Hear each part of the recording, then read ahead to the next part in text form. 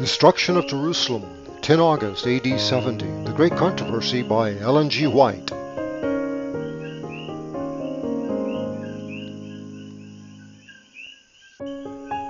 The Lord had declared by the prophet Micah, "Hear this, I pray you, ye heads of the house of Jacob, and princes of the house of Israel, that abhor judgment and pervert all equity. They build up Zion with blood, and Jerusalem with iniquity. The heads thereof judge for reward, and the priests thereof teach for hire, and the prophets thereof divine for money. Yet will they lean upon the Lord, and say, Is not the Lord among us? None evil can come upon us." Micah 3, 9-11. These words faithfully describe the corrupt and self-righteous inhabitants of Jerusalem. While claiming to rigidly observe the precepts of God's law, they were transgressing all its principles. They hated Christ because his purity and holiness revealed their iniquity, and they accused him of being the cause of all the troubles which had come upon them in consequence of their sins. Though they knew him to be sinless, they had declared that his death was necessary to their safety as a nation. "If we let him thus alone," said the Jewish leaders, "all men will believe on him, and the Romans shall come and take away both our place and nation."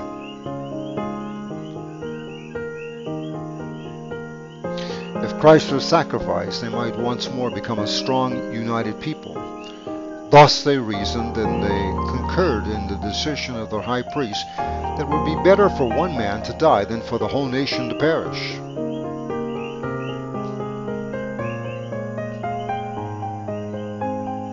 Thus the Jewish leaders had built up Zion with blood, and Jerusalem with iniquity. And yet while they slew their Savior because he reproved their sins, such was their self-righteousness that they regarded themselves as God's favored people and expected the Lord to deliver them from their enemies.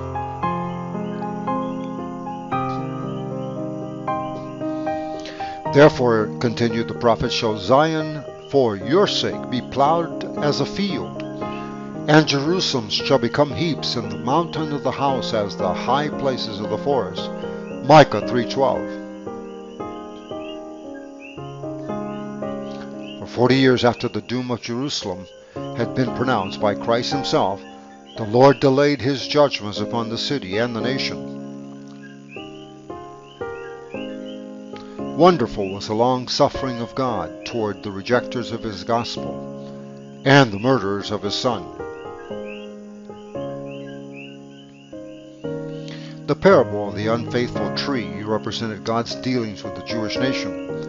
The command had gone forth, "Cut it down, why cumbereth it the ground?" But divine mercy had spared it yet a little longer.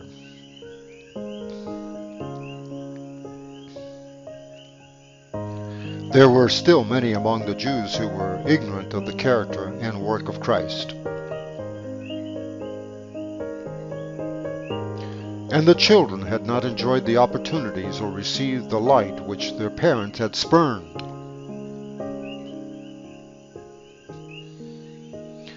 Through the preaching of the apostles and their associates, God would cause light to shine upon them. They'd be permitted to see how prophecy had been fulfilled, not only in the birth and life of Christ, but in his death and resurrection.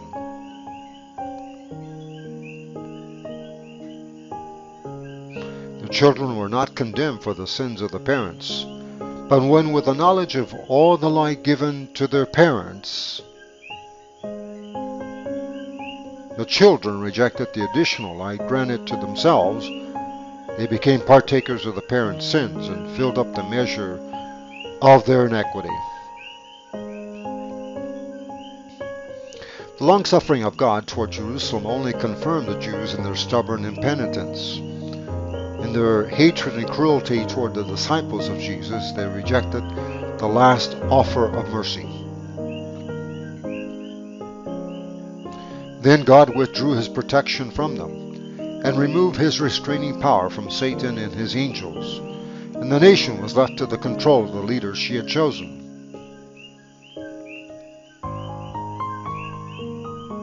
Her children had spurned the grace of Christ, which would have enabled them to subdue their evil impulses.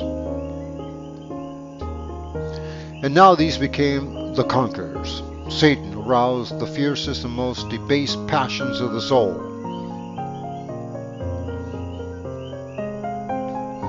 Men did not reason, they were beyond reason, controlled by impulse and blind rage. They became satanic in their cruelty. In the family and in the nation, among the highest and the lowest classes alike, there was suspicion, envy, hatred, strife, rebellion, murder. There was no safety anywhere.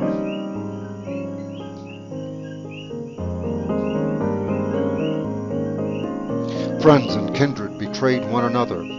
Parents slew their children, and children their parents. The rulers of the people had no power to rule themselves. Uncontrolled passions made them tyrants. The Jews had accepted false testimony to condemn the innocent Son of God. Now false accusations made their own lives uncertain. By their actions they had long been saying, "Cause the Holy One of Israel to cease from before us." Now their desire was granted. The fear of God no longer disturbed them. Satan was at the head of the nation, and the highest civil and religious authorities were under his sway.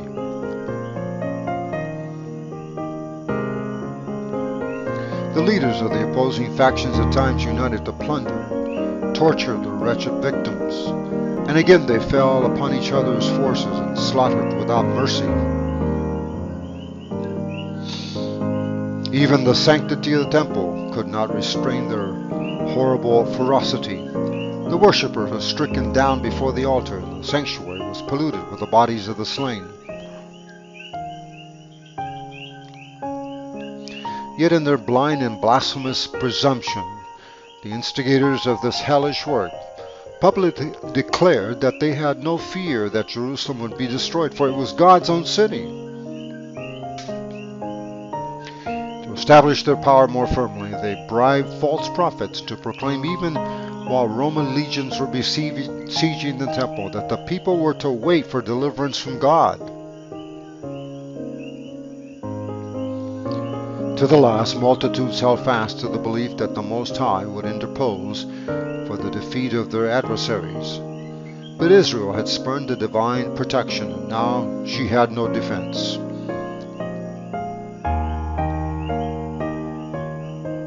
Unhappy Jerusalem, rent by internal dissension, the blood of her children slain by one another's hands, crimsoning her streets, while alien armies beat down her fortifications and slew her men of war.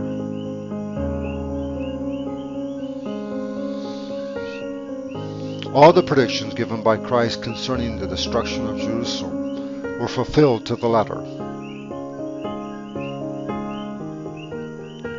The Jews experienced the truth of his words of warning. With what measure you met, it shall be measured to you again. Matthew 7:2. Signs and wonders appeared, foreboding disaster and doom. In the midst of the night, an unnatural light shone over the temple and the altar. Upon the clouds at sunset were pictured chariots and men of war gathering for battle. The priests ministering by night in the sanctuary were terrified by mysterious sounds. The earth trembled, and a multitude of voices were heard crying, "Let us depart hence."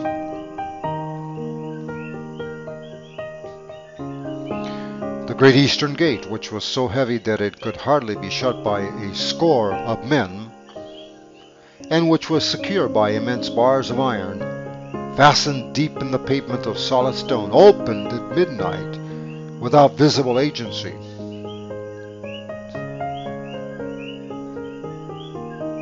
For 7 years a man continued to go up and down the streets of Jerusalem, declaring the woes that were to come upon the city. By day and by night he chanted the wild dirge, a voice from the east, a voice from the west, a voice from the four winds, a voice against Jerusalem and the temple, a voice against the bridegroom and the bride, and a voice against all the people. The strange being was in prison and scourged, but no complaint escaped his lips.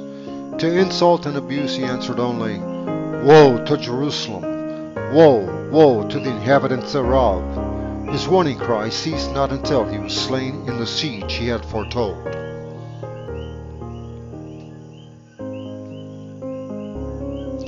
Not one Christian perished in the destruction of Jerusalem. Christ had given his disciples warning, and all who believed his words watched for the promised sign.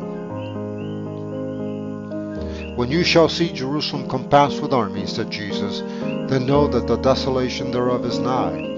Then let them which are in Judea flee to the mountains, and let them which are in the midst of it depart out." Luke 21:20 and 21.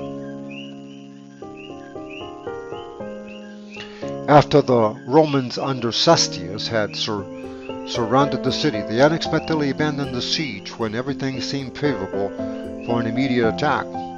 The besieged, despairing of successful resistance, were on the point of surrender when the Roman general withdrew his forces without the least apparent reason. But God's merciful providence was directing events for the good of his own people. The promised sign had been given to the waiting Christians, and now an opportunity was afforded for all who would to obey the Savior's warning. Events were so overruled that neither Jews nor Romans should hinder the flight of the Christians. Upon the retreat of Cestius, the Jews sallying from Jerusalem pursued after his retiring army. And while both forces were thus fully engaged, the Christians had an opportunity to leave the city. At this time, the country also had been cleared of the enemies who might have endeavored to intercept them. At the time of the siege, the Jews were assembled at Jerusalem to keep the Feast of Tabernacles. And thus the Christians throughout the land were able to make their escape unmolested. Without delay, they fled to a place of safety, the city of Pella, in the land of Perea, beyond Jordan. The Jewish forces pursuing after Cestius and his army fell upon their rear with such fierceness as to threaten them with total destruction. It was with great difficulty that the Romans succeeded in making their retreat. The Jews escaped almost without loss, and with their spoils returned in triumph to Jerusalem. Yet this apparent success brought them only evil.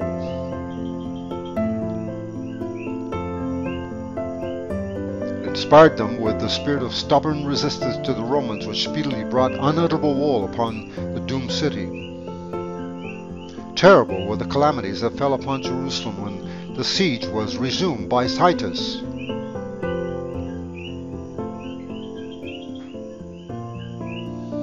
The city was invested at the time of the Passover. Millions of Jews were assembled within its walls. Their stores of provision, which if carefully preserved would have supplied the inhabitants for years, had previously been destroyed through the jealousy and revenge of the contending factions, and now all the horrors of starvation were experienced. A measure of wheat was sold for a talent. So fierce were the pangs of hunger that men would gnaw the leather of their belts and sandals and the covering of their shields. Great numbers of the people would steal out at night to gather wild plants growing outside the city walls, though many were seized and put to death with cruel torture. Often those who returned in safety were robbed of what they had gleaned at so great peril. The most inhumane tortures were inflicted by those in power to force from the want-stricken people the last scanty supplies which they might have concealed. And these cruelties were not infrequently practiced by men who were themselves well-fed and who were merely desirous of laying up a store provision for the future. Thousands perished from famine and pestilence. Natural affection seemed to have been destroyed. Husbands robbed their wives and wives their husbands. Children would be seen snatching the food from the mouths of their aged parents. The question of the prophet, can a woman forget her sucking child, received the answer within the walls of that doomed city.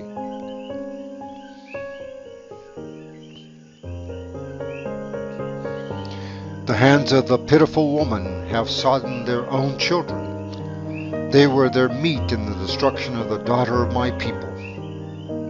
Again was fulfilled the warning prophecy given 14 centuries before. The tender and delicate woman among you, which would not adventure to set the sole of her foot upon the ground for delicateness and tenderness, her eye shall be evil toward the husband of her bosom, and toward her son, and toward her daughter.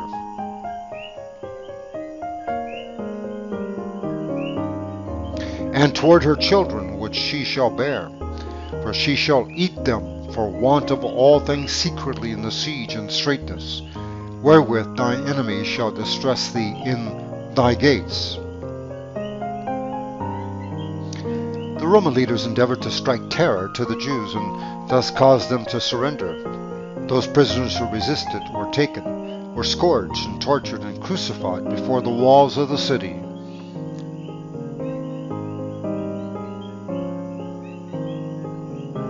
Hundreds were daily put to death in this manner, and the dreadful work continued until along the valley of Jehoshaphat and at Calvary, crosses were erected in so great numbers that there was scarcely room to move among them. So terrible was visited that awful imprecation uttered before the judgment seat of Pilate, "His blood be on us and on our children."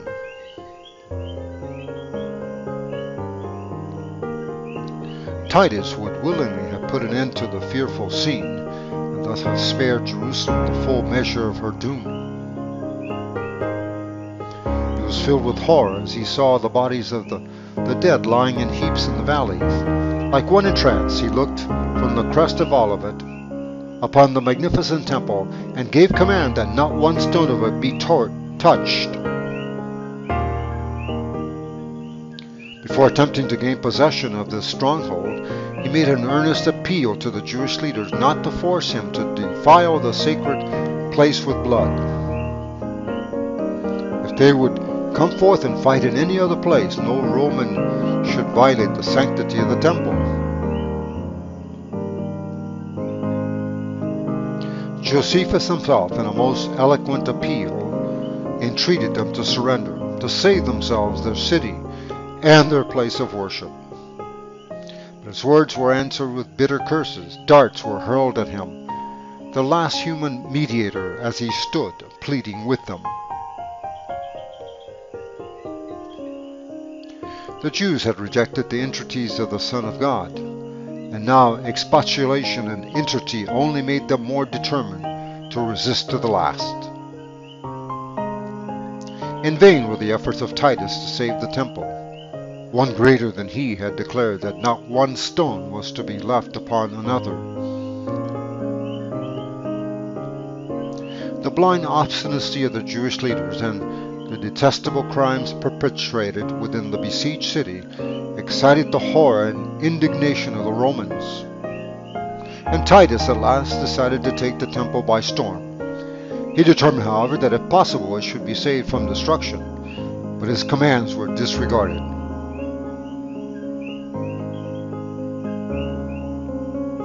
After he had retired to his tent at night, the Jews, sallying from the temple, attacked the soldiers without. In the struggle, a firebrand was flung by a soldier through an opening in the porch, and immediately the cedar-lined chambers about the holy house were in a blaze. Titus rushed to the place, followed by his generals and legionnaires, and commanded the soldiers to quench the flames. His words were unheeded. In their fury, the soldiers hurled blazing brands into the chambers adjoining the temple, and then with their swords they slaughtered in great numbers those who had found shelter there.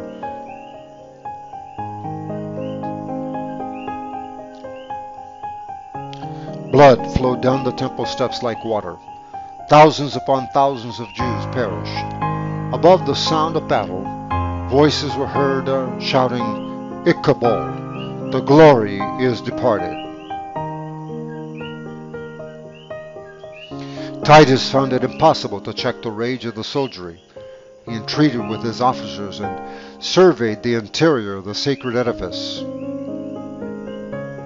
The splendor filled him with wonder, and as the flames had not yet penetrated to the holy place, he made a last effort to save it, and springing forth again exhorted the soldiers to stay the progress of the conflagration.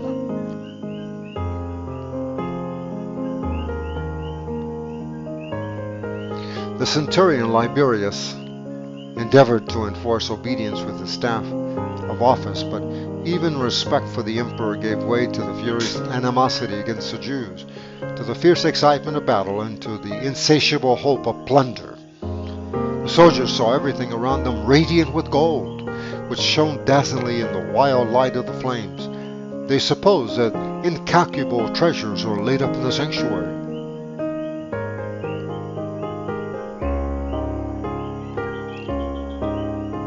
A soldier, unperceived, thrust a lighted torch between the hinges of the door. The whole building was in flames in an instant. The blinding smoke and fire forced the officers to retreat, and the noble edifice was left to its fate.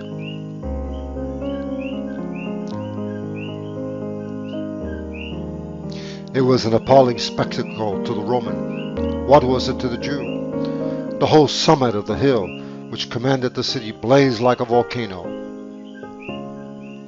One after another, the building fell in with a tremendous crash and were swallowed up in the fiery abyss.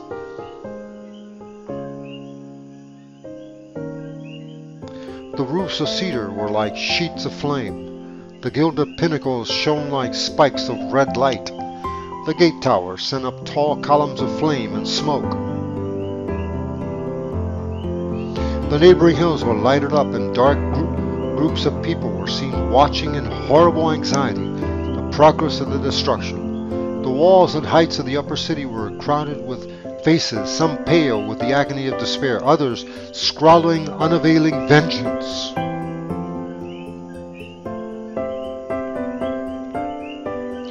The shouts of the Roman soldiery as they ran to and fro, the howlings of the insurgents who were perishing in the flames, mingled with the roaring of the conflagration and the thundering sound of falling timbers. The echoes of the mountains replied or brought back the shrieks of the people on the heights.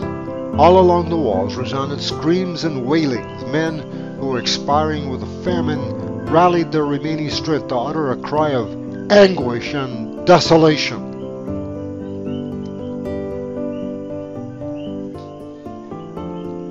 The slaughter within was even more dreadful than the spectacle from without.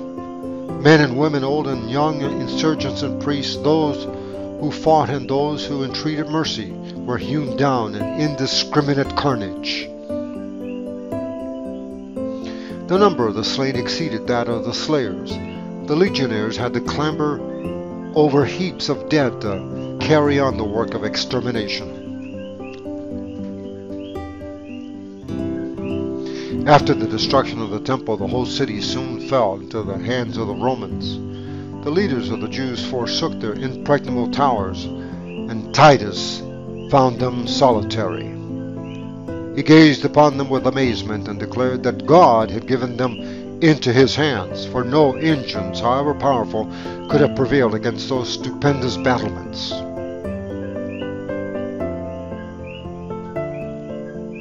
Both the city and the temple were razed to their foundations, and the ground upon which the holy house had stood was plowed like a field.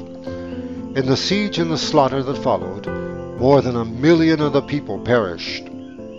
The survivors were carried away as captives, sold as slaves, dragged to Rome to grace the conqueror's triumph, thrown to wild beasts in the amphitheaters, or scattered as homeless wanderers throughout the earth. The Jews had forged their own fetters. They had filled for themselves the cup of vengeance, and the utter destruction that befell them as a nation, and in all the woes that followed them in their dispersion, they were but reaping the harvest which their own hands had sown. Says the prophet, O Israel, thou hast destroyed thyself, for thou hast fallen by thy iniquity. Their sufferings were often represented as a punishment visited upon them by the direct decree of God. It is thus that the great deceiver seeks to conceal his own work. By stubborn rejection of divine love and mercy, the Jews had caused the protection of God to be withdrawn from them, and Satan was permitted to rule them according to his will. The horrible cruelties enacted in the destruction of Jerusalem are a demonstration of Satan's vindictive power over those who yield to his control. We cannot know how much we owe to Christ for the peace and protection which we enjoy. It is the restraining power of God that prevents mankind from passing fully under the control of Satan. The disobedient and unthankful have great reason for gratitude for God's mercy and long-suffering, and holding in check the cruel, malignant power of the evil one. But when men pass the limits of divine forbearance, that restraint is removed. God does not stand toward the sinner as an executioner of the sentence against a transgression, but he leaves the rejectors of his mercy to themselves to reap that which they have sown. Every ray of light rejected, every warning despised or unheeded, every passion indulged, every transgression of the law of God is a seed sown which yields its unfailing harvest. The Spirit of God persistently resisted is at last withdrawn from the sinner, and then there is left no power to control the evil passions of the soul, and no protection from the malice and enmity of Satan. The destruction of Jerusalem is a fearful and solemn warning to all who are trifling with the offers of divine grace and resisting the pleadings of divine mercy. Never was there given a more decided testimony to God's hatred of sin and to the certain punishment that will fall upon the guilty.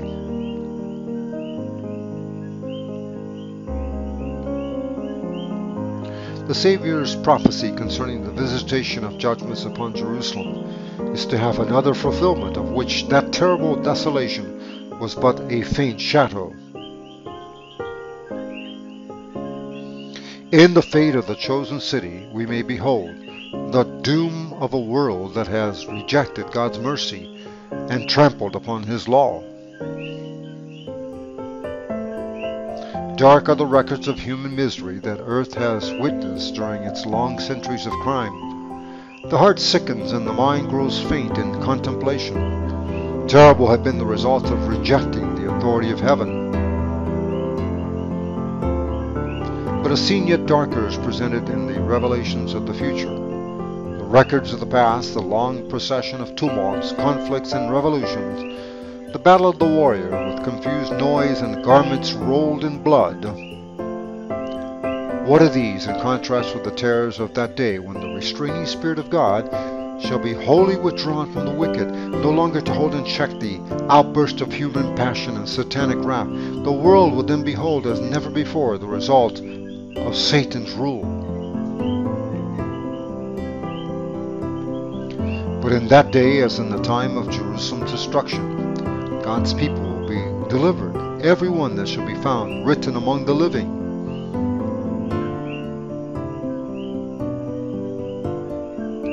Christ has declared that he will come the second time to gather his faithful ones to himself.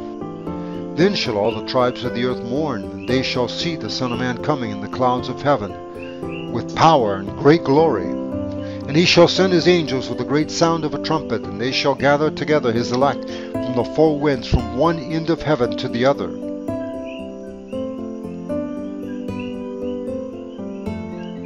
Then shall they that obey not the gospel be consumed with the spirit of his mouth, and be destroyed with the brightness of his coming. Like Israel of old, the wicked destroy themselves. They fall by their iniquity. By a life of sin, they have placed themselves so out of harmony with God, their natures have become so debased with evil, that the manifestation of his glory is to them a consuming fire.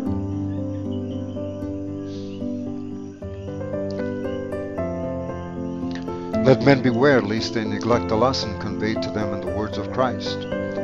As he warned his disciples of Jerusalem's destruction, giving them a sign of the approaching ruin, that they might make their escape, so has he warned the world of the day of the final destruction, and has given them tokens of its approach, that all who may flee from the wrath to come. Jesus declares, there shall be signs in the sun and in the moon and in the stars, and upon the earth distress of nations.